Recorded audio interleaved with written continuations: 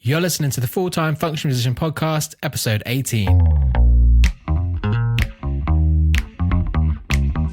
You're listening to the Full-Time Function Musician Podcast, the number one resource for growing your function musician business. If you're a solo wedding singer, part of a 12-piece luxury show band, or anything in between, and want to learn from other successful musicians, you're in the right place.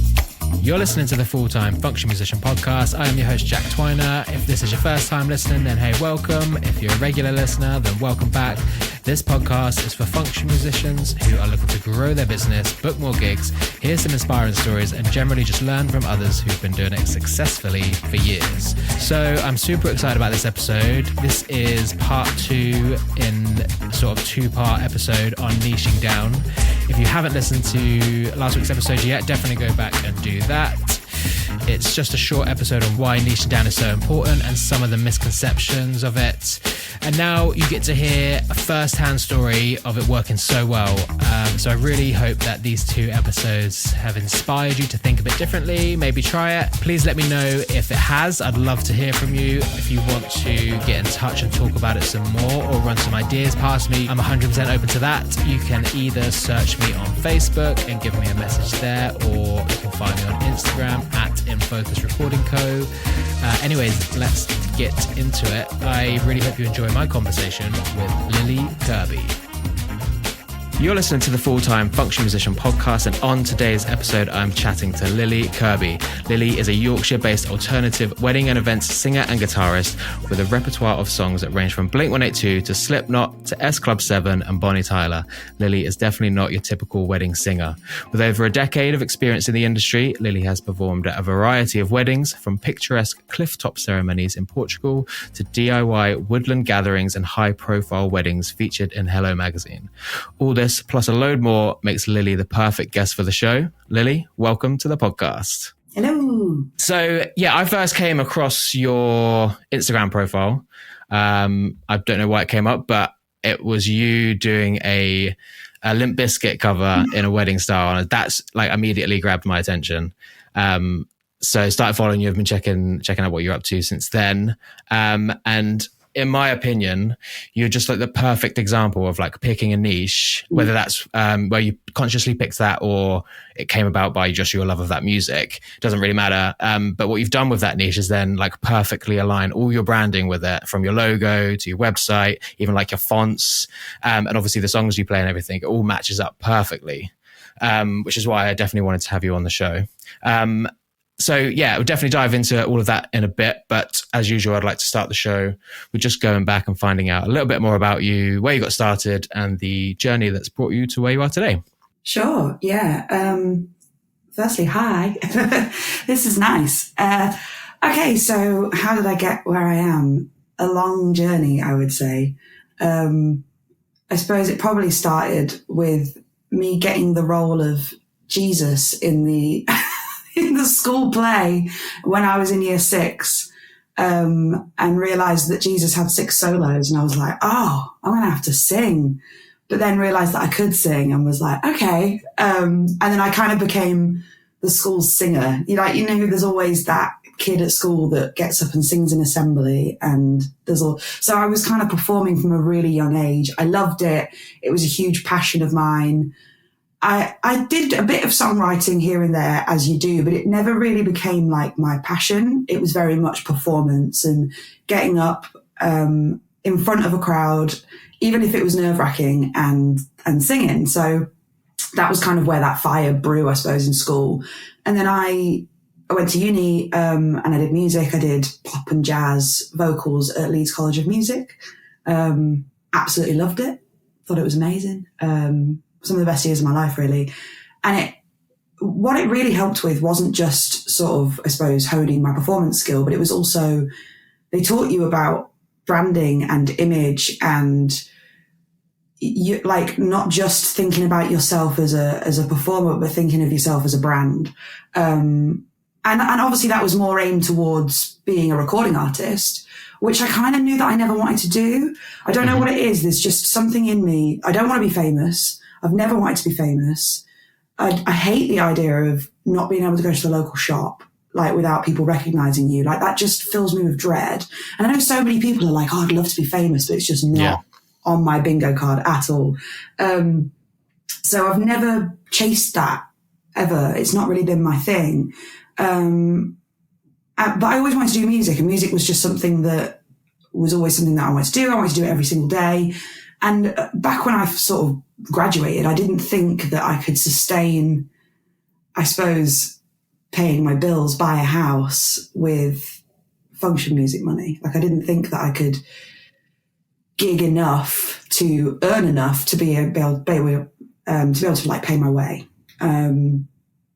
So, and I was singing in function bands. I sang in quite a high profile function band in Harrogate, like some really posh weddings and events. But it just wasn't my love. Like drunk people are not my friend.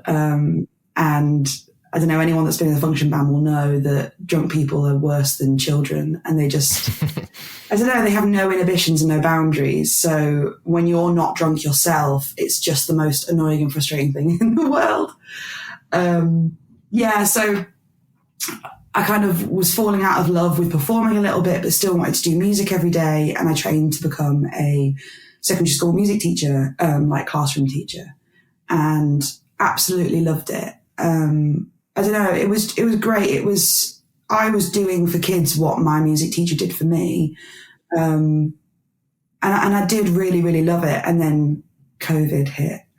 And anyone will know that teaching during COVID was not fun, but teaching music during COVID was just horrific because, I mean, I was teaching in a very deprived school and none of those kids had musical instruments at home.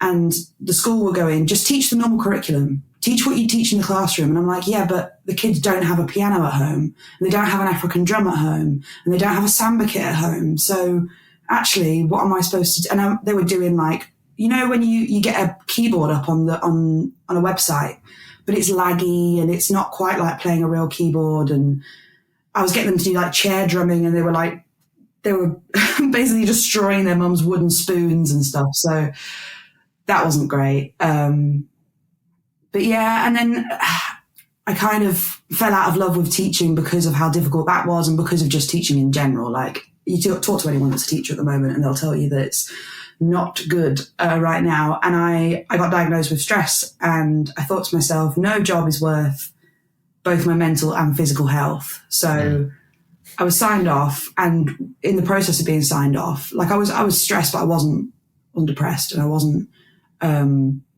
at the point where I couldn't gig. So I just gigged and thought, oh, actually there's more money in this now, and I've got more experience and I've got more skills in this now, and more freedom. I can drive. So yeah, and then it just sort of went from there, and I started advertising myself for the first time, and yeah, it was like a tsunami wave coming towards me. That's the only way I can describe it. I'd never had business cards. I'd never had a website. And then suddenly I'm putting myself out there, and it was like, whoa. And yeah, that's kind of, I quit my job and went self-employed from January with no real plan. I just thought, let's see how this goes. Maybe I'll get a part-time job if I need it, but never needed it. So here we are. That's kind of where I'm at. Yeah, perfect. So you mentioned that you started putting yourself out there. Where was that? What were you doing at first to like sort of get that tsunami of gigs coming in? So I used a couple of, I suppose they're like online directories or online agencies and stuff. There's a company called Encore where musicians can basically like, they can put themselves up for hire, and people who need a musician can put jobs up as like a job advert. It's like Indeed, but musicians basically. You put a job advert up, and I was just applying to anything and everything that I could because I thought, gosh, I don't know how busy I'm going to be. I'm just going to try and apply for everything, even if it's not really my vibe. Like, it's money, it's work, let's do it. So Encore was one place. Another place was Hitched, which is basically like a wedding supply directory. People that are planning their wedding will go on, they'll search like stationery in Hampshire, and then it'll give you loads of people. That really helped me out at the start for people to find me. And Instagram. yeah, Instagram's kind of been my main source of marketing and finding people, as you found me through Instagram and stuff. So yeah, mainly those sort of places. Yeah. Did you know that was, I think you mentioned that you were going for weddings. Is that the main thing you wanted to go for? And did you know that straight away, or were you kind of taking like any sort of pub gigs or any events? Or? Yeah. I mean, at first I was doing a lot of public sort of pub gigs, restaurant gigs. I was doing anything I could. I'd signed up to quite a lot of agencies who obviously get those sort of public gigs for you. And I've been signed up to a couple for a while. Like I've been signed up to one called The Music Wardrobe, who are fantastic, and they do really, really nice gigs. So places like the Ivy in Harrogate, places like posh hotels in York, and it's a lovely gig and it's lovely customers. But obviously I can't do them all the time. So I was kind of going for, I don't know, like the dodgy pub down the road that I walk in and it's like a Western and everyone stops talking and I daren't open my mouth because they'll know I'm not Northern. It's one of those sort of things. And I think because I did so many of those, I kind of got to the point where I was like, I want to get to a point in my career where I don't have to say yes to every public gig that comes in my way. I want to be able to be picky and choosy, and I want to be able to say, actually, no, I'm not going to give you my last Sunday in June because something else will come through. So I'm at that place now, which is, thank you. But last year was full of dodgy places where I walked in and feared for my life a little bit. Whilst I was ramping up the wedding bookings, because obviously people book for weddings so far in advance. So a lot of people that booked me last year, they're not getting married until this year, next year, year after. So I didn't do as many weddings last year, but I've got 86 this year. Oh, well done. I know. R.I.P. me. Is that mostly during the summer, or is it kind of spread out throughout the year? And do you think any more will come in after that as well? Because I know you said that it booked quite far in advance, but do you get any last minute kind of weddings come in? Do you know, so I've closed my books for this year now because I got to a point where I thought, actually, that's probably enough. Is that completely closed or just for weddings? Well, it's basically closed because my next available Saturday is December. And I think that must be a really nice place to be in, because you kind of know what money you've got coming in for the whole year, I'd imagine, and you can really plan your time around that, right? Yeah. I mean, what's difficult though is that I have to now look at my 2026 diary and block out time so that I don't book and that I have time off. Because it did get to a point last year where I was like, oh my gosh, I do not have a Saturday now until October, like even for social stuff. So I've been quite savvy this year of going ahead. But the difficult thing is then someone will be like, oh, please can you play at my wedding? And I'm like, I'm technically free.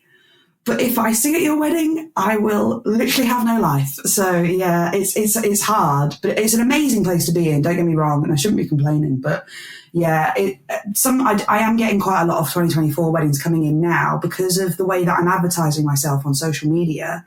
A lot of people that are finding me are people that are getting married quite soon. And so then they're inquiring, and obviously I'm already booked. So that's quite tricky.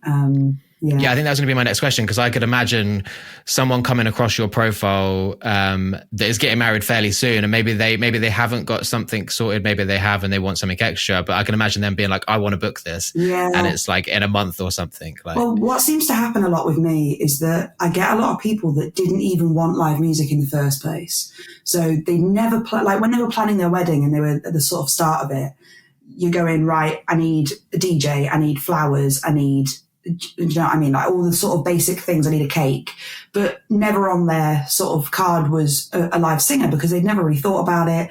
Especially if they listened to alternative music, they didn't think they would be someone that would do what I do. So they'll see me and they'll go, oh, I didn't even know I could have that. And then they message me and I'm like, yeah, I'm not free. Yeah. Sometimes if something comes through and it's really last minute and I am free and it's local, I might say yeah. But I'm trying to be more strict. I'm trying to say no more for my own sanity and my own sort of social life and stuff. But yeah, it's hard. Yeah, as you said, that is a great place to be in. And something cool I saw you do the other day was on your social media, say like, I'm booked up at the minute, people have been in touch, but these are other amazing singers that would also suit your wedding, so please get in touch with them. That was a great thing I saw you do. So as I think other people should like kind of take note of that and build these kind of communities and networks that you can all kind of help each other out. I'm sure some people are already doing it, but yeah, I thought that was really cool. Absolutely. Yeah, I mean, when I started, I had people messaging me and they were like, oh, you're not free, but do you know anyone else that does what you do? And I was like, no. So I'm really glad that now there's a couple of people that I've got to know that I can just go, I'm not free, but here you go. Because and I've actively said to people, please jump on this niche because there's so much work. There's so many people that want this kind of music at their weddings. So I do not want to gatekeep. Like, I want a community of people that do this with me. Because I've obviously tapped into something that's people want. So So I mean, that's a perfect segue into getting onto that kind of stuff. So I know from like some previous messages that we had, it kind of came about by accident, where you just noticed people were booking you for certain songs in your set list. So tell us a bit more about that. Yeah, so I mean, I've always really been into alternative music. It's just the music that I listen to, I suppose. Especially, it's the kind of music that I see live. Like, I like all types of genre, but I love seeing alternative music live. It's just got such a vibe to it. I like going to festivals. I go to Download Festival, I go to Slam Dunk Festival. So it's always been in my repertoire, and I've always sung those kind of songs. And I like putting a spin on a song that you wouldn't expect. It's just what I've always kind of done, because when you sing the same song so often and you do it in the same way so often, it gets boring. So I just like to mix it up a little bit. Like, you get requested Wonderwall 500 times. I now do like a funk jazz version of it because I'm just so bored of singing it. And then they're like, is this one? I'm like, yes, this is Wonderwall, and this is what you're getting if you want it, kind of thing. Yeah. So when I built my set list and I typed it all out, I thought to myself, I was like, do I put these really niche songs on there that probably no one is ever going to know? But then I thought to myself, if one person sees that song on my set list and goes, oh my God, as if she sings that, I'm booking her because she sings like Never Shout Never or something like that is so nostalgic, and that was my MySpace song like back when I was 13. I think that's a win. So I just put them all on and I thought, we'll see what happens. And when I started, obviously people were picking the more traditional stuff because that's what I was branding myself as. I was branding myself as a traditional singer. I was putting up covers of traditional songs. But then I had a couple, Georgia and Carl, I love them forever, but they basically messaged me and they said, look, we really want a singer. I think maybe they saw that I had tattoos, and they said, we want a Machine Gun Kelly song as our like walk back down the aisle, and we want a Fall Out Boy song as our first dance. And I was like, oh my gosh, this is like so my vibe. And then I sent them my set list and they were like, oh my gosh, you do like back catalogue Panic at the Disco. I was like, yes. And then I thought, okay, this is cool. Booked them. That was great. I thought it was probably a one-off. And then I had a couple of couples from that point onwards who, I think basically what the issue was that in the couple, one of them really liked traditional music and one of them really liked alternative music. So as a compromise, like one of them got to pick the sort of Sum 41s and all that sort of stuff. I was like, okay, this is working. And I just from that point onwards thought, you know what, I might lean into this a little bit more and see what happens. I was quite scared though. I was cautious because I thought, am I going to scare people off? I'm not worried about that anymore though. I actually actively try and scare people off. I mean, it might be like, just like a timing thing as well. So I think we're a similar age and we definitely grew up on the same kind of music. Yeah. And maybe it's just that all of the people that kind of age are now getting married that love that kind of music. Is why this is also working so well. Maybe. I don't know. It's difficult because I mean, the ages of my couples are really varied. It does worry me that maybe this will sort of in 5-10 years, maybe not be as attractive. I don't know, but there's baby emos. Baby emos are going to get married soon.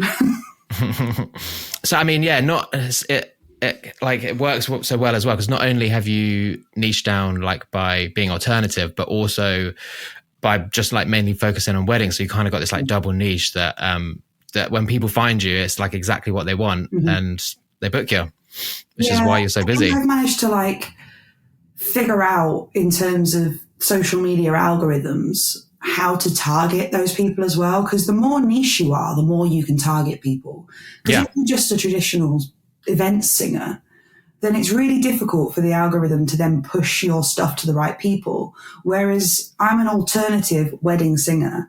And if I put those keywords in my captions, in my bios and everything, then it pushes to people who like alternative music and are getting married. And it just, I don't know, my most successful marketing has been Instagram ads. It's been incredible. And they're so cheap. They literally cost me like £20. And I'd say 90% of people find me through Instagram ads. Like they'll even say it in their message, like an ad popped up. And at the first I was spending like hundreds of pounds for wedding fairs that were not my kind of people. Like they were coming, and a lot of people that were going to those wedding fairs either didn't want live music or weren't really into alternative music. And I just wasn't quite the right fit. And I wasted a lot of money marketing with that kind of stuff. But when I got my rebrand done, the first thing I did was made an introduction post using all the new branding and really pushing the fact that I was an alternative wedding singer. I think I paid £20 for this ad to run for 5 days, and I got 130 inquiries within about a week, which was just mental. Like I've never had a week like that before in my life. It was admin nightmare, but it was like incredible. And a lot of those people booked. So I filled my diary pretty much straight away just from like one Instagram ad. It was crazy. Did you have to learn how to do ads, or did you just kind of wing it? Or I just winged it. Like I did profile visits and I let Instagram choose who it targeted to. I didn't, because before when I've tried to do ads, I've tried to like really go into it and be like, right, target people from this age to this age. I want people that are this, and it doesn't work in the same way. So when you get Instagram to do it, they target people that are similar to your followers already. And it just seems to be this like magic sauce that works every time. It's great. And you say you created like a specific ad for that, or did you worked with a graphic designer who made that for you? Yeah. So I joined a co-working group online. So imagine like you all just log in and work together for accountability. People that work from home, obviously, it's quite tricky to find that motivation. And one of the women that was in this co-working group was a graphic designer, and a couple of people had paid graphic designers for their branding. And I thought, gosh, their branding looks really strong, and it makes me want to pay them to do something for me because they look so professional. And I thought, this is probably a really good investment because I can't do it myself. I don't know enough about, I probably could now, but I don't know enough about it. I didn't know enough about it back then. And I needed something that would tread the line between not super alternative, but also wedding, feminine sort of idea as well. And yeah, I ended up investing in a graphic designer to do my logo, to choose the colors, choose the fonts. And she basically just created a brand kit for me. So now anything that I make has these guidelines that I just stick to, and then it all looks cohesive and it all works together. And that's what I used for that first ad. And yeah, it's been brilliant ever since. I get a lot of compliments on my branding, actually. And yeah, I think it's something that helps me get booked as well. Yeah. And people just, it's such a simple thing, but people don't realize it is an investment and it is super important. Everything just looks professional. You look like you're worth the money that you're charging. Mm-hmm. And like all your photos and everything are all professional, all super high quality. So yeah, you're doing a great job on that. Honestly, it was why I wanted you on the podcast. Thank you. Are you still running ads now? Is that something you like turn off and on? Like, okay, yeah. I've had a few less inquiries recently, so I'm going to turn them back on again. It's like a tap, right? Yeah. So if I get to a point where I'd like a few inquiries to come through, then I might trial an ad just to see. Sometimes it's good just to gain some followers as well. I find a lot of the time that it's something that pays off a little bit later on because a lot of people weirdly follow me before they even get engaged. So I'll get a lot of people saying, when I get engaged, I'm booking you for my wedding. So they'll follow me, and then I'll get a message 6 months down the line saying, they've proposed. And I'm like, woo, let's do it sort of thing, which is awesome. And then weirdos plan their wedding date around when I'm free. Yeah. And I just find that insane. It's lovely, but I just find that I'm like, you guys get married whenever you want, and if I'm free, I'm free. But yeah, I get people going, when are you free in this month? And they'll work it around like my availability, which is crazy. Yeah, that's wild. That's it's awesome though. And a testament to what you're doing. Like, where I think music is so important at a wedding, and it's something that makes like your wedding stand out, right? So having someone like you there, yeah, perfect. I'll say as well that I've found that alternative couples really value music a lot more than maybe like a traditional couple will, because obviously when you're into alternative music and live music especially is a big priority for you. So I've found that in the past when I've been booked for a more traditional set list, that I'm maybe the last thing to get booked, or I'm at least like a little sprinkling on top, and I'm more for entertaining the guests. Whereas alternative couples, they really prioritize live music, and I'm either one of the first things to get booked or the first thing to get booked, because it is more for them as a couple more than for their guests, if that makes sense. So that's been quite an eye opener as well, and that's really cool. So just back to your social media a little bit. Do you have any sort of like weekly plan or strategy with that? Like, I know you do post your covers and stuff. Do you have like, this video goes out on a Monday, this goes out on a Wednesday, or anything like that? No, I think I made quite a conscious effort to not do that, because I love doing my social media. Like I really enjoy doing it. But I think if I was to set myself deadlines and schedules and things like that, then I would fall out of love with it, because it would feel like homework, and it would feel like if I don't post this on a certain day, I don't know, I feel too perfectionist about it. Whereas now I'm very much, if I want to post something, I'll post it. If I don't want to post something, I won't. If I'm really busy, I might not post as much. If I've got loads of inspiration, I don't know. I just think it's more authentic that way. I helped out somebody running their social media for a little bit, and I found that quite difficult, because I was like set to quite strict deadlines, and I had to post a certain thing on a certain day. But then something else might come up that I want to post that's more relevant. But because we've got the schedule set, we've got to stick, and it doesn't work in my head. So I'm much more of an organic, like I just post what I want when I want, and it seems to work the best for me. Yeah. But you're still pretty consistent on there with like mainly posting every day and stuff. So I think that's sort of enough at the end of the day. So you do some covers at home and stuff as well. And do you just film them on like your phone or anything? A bit of a mixture. So when I first started, I did invest in getting some proper videos done by a guy called Matt at Assembly Point, who's just local to me, and he reached out to me actually and said, do you want any sort of show reel promo videos done? I didn't have anything at the time, and I thought actually it's probably a good idea to have some proper nice looking in a studio videos done. So I invested in that to start with, and I got maybe like 4 covers done in the studio, and then we went out on location and we did some outside that look really nice, and they're just great for my website and social media. And the second ones especially, we did sort of portraits. So they were literally filmed for Instagram. And then recently, I met up with a friend of mine who's got like quite a decent camera, and I've got an interface and a microphone, and we recorded the Limp Bizkit one was just done in my bedroom upstairs. But I think nice quality. So it was just sort of one of those ones where I thought, actually, I've got enough really high quality stuff now that just being able to put out regular videos, I don't need to be paying for that every single time. Because I mean, one of the videos that I did in my bedroom, I did a cover of Linkin Park, and I posted it on TikTok. And I don't really do TikTok. I'm a bit of an animal on TikTok. I don't really get it. I just sort of post anything that I've posted on Instagram on there and hope for the best. And I don't even have notifications turned on. So I posted this Linkin Park cover, came out of the app, went to sleep, woke up, and I had like 20 inquiries overnight. And I looked back on TikTok and it had not really gone viral, but I had about 40,000 views on it.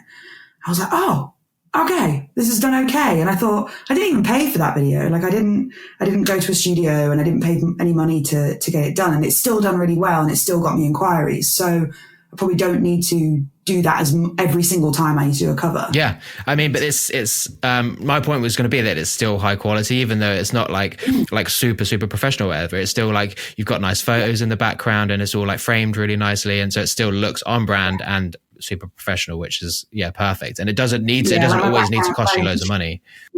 My wall up there is pink. So I was like, branding colours, this is good. But yeah, I found it quite difficult. So if I'm not available for a gig, sometimes I'll post something out there just to other musicians and say like, are you free? And they'll get back to me and they'll go, yeah, I'm free. And I'll go, okay, can you send me a high quality video of you singing so I can send it to the venue? And they've only got live footage from an iPhone or like, again, like an iPhone video of them at home. And I'm like, you sound great, but it's not putting out the message that you're taking this seriously. Yeah. And I'll try and have a bit of like candid conversation with them about that. And I know that it's an investment, but it really is an investment that pays off, getting those kind of videos done. Absolutely. So another thing that I saw you doing is the alternative wedding fair. You're 1/3 of that as well. Yeah. I'd love to know a little bit more about that. Yeah. It's amazing. It's such a cool project to be a part of. We're actually having a meeting tonight and I love having meetings with those girls, which is crazy. But yeah, so Katie, who is the owner of the photography brand Alt Wedding Co., came to myself and Rosie, who is an alternative wedding makeup artist.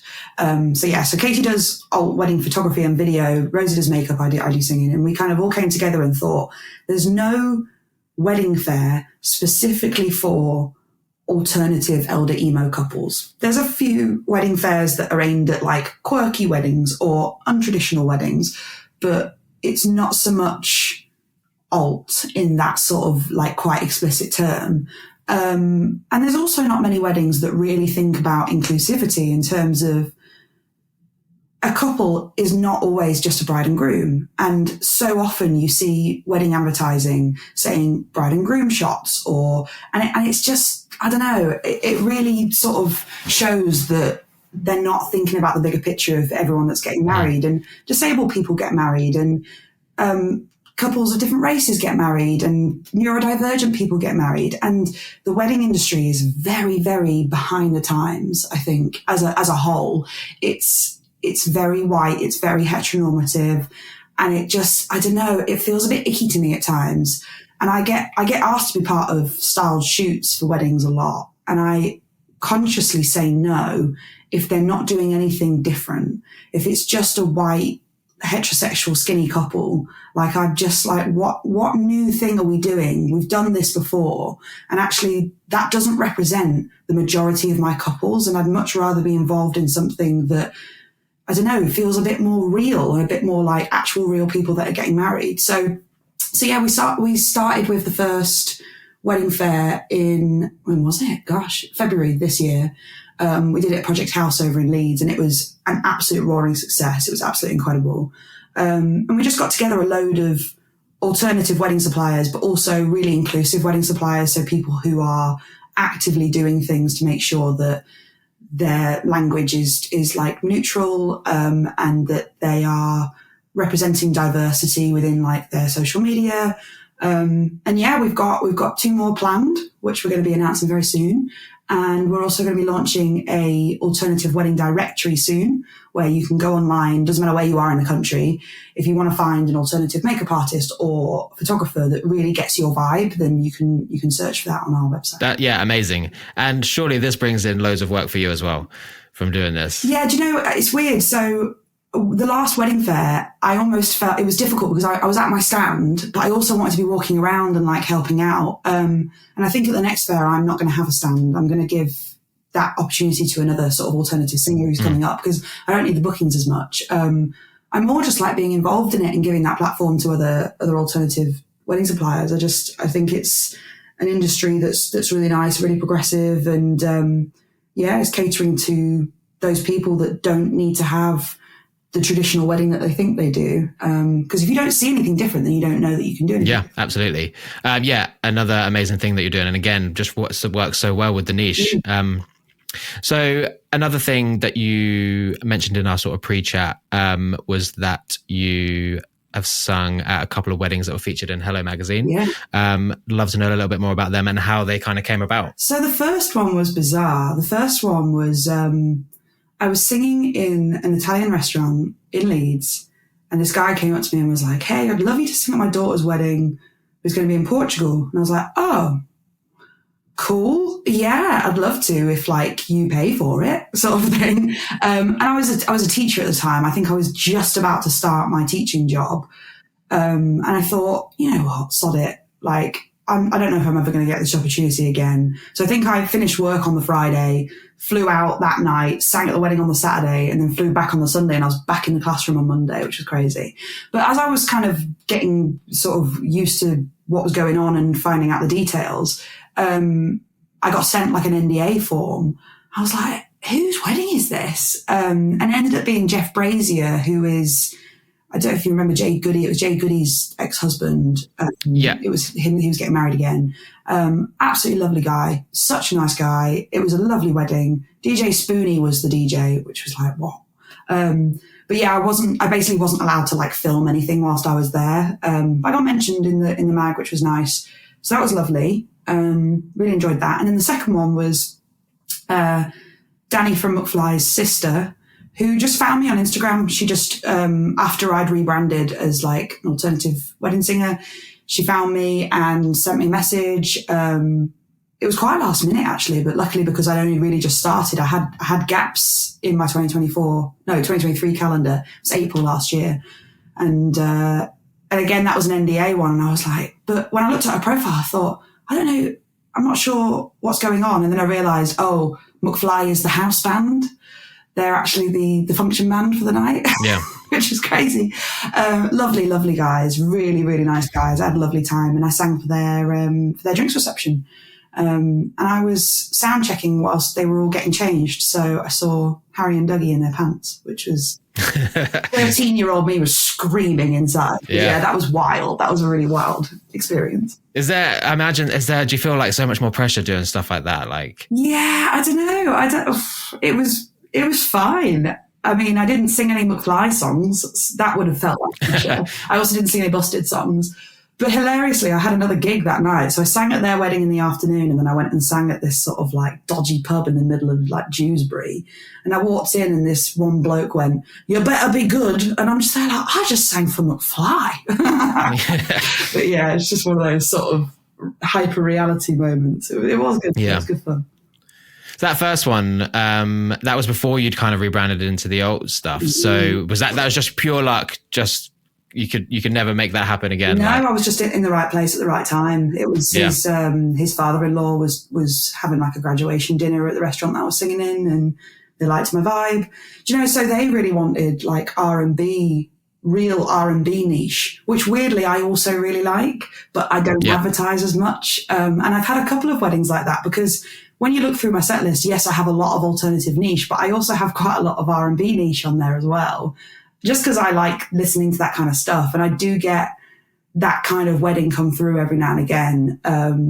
So that was quite nice, because it was niche, but it wasn't the niche that I brand myself as now. Yeah. I think that's like just something to mention quickly as well, is like picking a niche and like focusing on that doesn't mean that you can't do other stuff. It's just so that you can brand yourself easier. Yes. and that. But yeah, and it doesn't stop you. It doesn't mean you have to just only ever do that. Yeah. Just something I wanted to mention quickly. So that sounds like that was some of your favorite gigs, which brings us nicely, I guess, to the section of the show about your favorite gigs, your worst gigs, or whatever it is you want. So yeah, any other cool experiences that you'd love to tell us about? I'm trying to think. So I suppose when I was in uni, I did backing vocals for a girl called George Thirsting, who was a fantastic singer, and she was originally from Gibraltar. And she won like a competition to sing on the main stage at Gibraltar Music Festival, and managed to fly us all out to sing out there and singing on the same stage as like Newton Faulkner, Ella Eyre, Rita Ora, Duran Duran. And we were all in the same sort of VIP area at the back. So that was kind of cool. That was a cool experience. And also in uni, I was part of a choir that went on tour with Mark Allman from Soft Cell, sang with him, did a duet with him in London, which was wild. That was really cool. I used to sing in a Queen tribute band. Not as the lead singer, obviously, but as doing backing vocals. That was really fun, like really intense harmonies that made my brain hurt, but enjoyed doing that a lot. I've sang for... So I got a really cool opportunity at when I just quit my job, and I was kind of like, oh my gosh, what am I doing with my life? I was also in a bit of debt because of a past relationship, and I was kind of like, oh my gosh, what do I do? And I was singing at a hotel, and this guy basically came up to me and was like, I'd love you to sing for my work due. And I was like, okay. He goes, how much do you charge for 3 45-minute sets? And I think at the time I charged something like 280 quid. And he went, no, we're going to pay you $1,000. And I was like, excuse me? And he went, you're worth $1,000. I'm going to pay you $1,000. And I was like, oh my God, that's my debt. That's how much debt I'm in. That's what I can pay off. And he ended up being like one of the top logistics people at Howden's Joinery, which is like I don't know, you've probably driven past it. It's like a sort of cockerel. They do joinery in kitchens and fitted bathrooms and stuff. But they put me up in a hotel in Lincoln and paid me a stupid amount of money to sing for their work due, because he thought that's what I was worth. And it gave me that kind of like, oh, okay, yeah, people do value me, and this is what I should be doing. So that was a really cool moment right at the start of my career, like full-time self-employed career, definitely, yeah. Nice. So what's next for you? I know you've got a pretty busy year coming up in that, and working on the art wedding fair and stuff, but anything else cool you've got coming up? Any plans to push yourself further, or? I don't know. I mean, I'm still quite new into doing it full time. This is my first full year, I suppose, of doing weddings full time. Because last year, yes, I was self-employed, but I did maybe 30 weddings last year, and the majority of my gigging was public gigs. Whereas this year, I think I'm just kind of, I want to see if the amount that I've booked in this year is too much. Because if it is, then obviously I'm going to need to think about what I'm doing, whether I change my pricing structure and then do less, or, I mean, I earn a comfortable amount at the moment. I'm really happy with that. But yeah, I need to kind of think about, it's the business side of things that I've never had any experience of. Like I've always been employed, so that all my tax and stuff has been sorted out PAYE. So that's more what I'm kind of looking at and trying to figure out at the moment, because I'm a one-woman band. Like, I'm doing everything myself. I do all my taxes myself. I do all of my pricing structures myself, and I'm still finding my feet with that a little bit, I think. And yeah, I don't want to I don't want to stretch myself too much. So yeah, honing what I'm doing now, focusing on the wedding fair, and yeah, whatever opportunities come through the door. Like I've got the opportunity to possibly sing at Leeds Tattoo Convention this year, which is cool. There's a couple of tattoo conventions that have got in touch, which is really my kind of vibe. I love that kind of more stuff like that. Yeah, that's that whole other market. There's like so many tattoo conventions all over the country, isn't there? So a whole other market for you. Yeah. So, I mean, I don't want to throw you under the bus with this question at all, but if you had any advice for someone who is just looking to start out in getting into weddings, or even getting into focusing on a niche more, do you have any advice for them? I'd just say don't be afraid to niche down, because I think I was afraid to niche down at first. I was kind of worried that, well, what I said before, that it would put off people. But actually, that's exactly what I want to do now. The industry is very oversaturated. There is a lot of wedding singers that do the same sort of thing, and they're brilliant at it. But you need to do something that sets you apart, whether it's the genre, whether it's the style. I don't know. There just needs to be something that when someone's scrolling through an endless list of possibilities, you're the one that makes them go, that's a bit different. So yeah, think about that, but also think about what's your ideal client. Like, if I was to think about my perfect wedding that would come through my inquiry box, it would be a couple that are tattooed, they're into their alternative music, maybe they're having a festival type wedding, maybe they've got a tattoo artist at their wedding. And I think about that and I go, right, I'm going to market myself to that couple, to that ideal couple, and then hopefully attract people that sort of are around that bubble. But yeah, And also invest money in people that can do things to help you out. If someone's better at you than something, pay them to do it. So if someone's better at doing graphic design, pay them to do their graphic design for you. If you're good at it, do it yourself. But if you can't do it, then definitely pay someone to do it for you, I would say. That advice was from Mark, who's a photographer. I saw his he did a post recently about it, and I couldn't agree more with paying people to help you out with stuff like that, because it's a long-term investment. It pays off. Like, I paid maybe $1,500 for my graphic design, and that came back tenfold over the year. So it's an investment that really sounded a big thing at first, but then, paid off. Yeah, perfect. So yeah, unless there's anything else that I haven't asked you or you wanted to talk about, I think that pretty much brings us to an end. I don't think so. Awesome. So if people wanted to connect with you or find out more about you, where would you like to send them? Probably Instagram. So it's Lily Kerbey Music on Instagram. Kerbey spelled Kerbey. Thank you, Dad, for that awkward spelling. Or TikTok, same thing, or Facebook. Every now and again, I open the Facebook app. But I've also got my website as well, which has got set lists. It's got videos of me singing and everything on there as well, which you can find through those places. Cool. And I will include all of those links in the episode description. Yeah, awesome. I've really, really enjoyed this one. I think it's been a great episode. So thanks again so much for coming on and chatting to me. Thank you. So there we go. I really hope you enjoyed our conversation. I think there's so much good stuff in there. Personally, I particularly loved what she said about the Instagram ads and how well that's worked for her. I haven't really dived into that world yet. Ads seem a bit confusing to me, and I'm sure they do for other people as well. So I do plan on having a ad expert come on and hopefully teach us or where we can get started with that. I've also got a bunch of other experts lined up as well, which I'm really excited about. The great thing about this podcast is that I get to speak and learn from these people as well. So I've got some experts lined up in websites, branding, Google Analytics, copywriting, accounting, and more.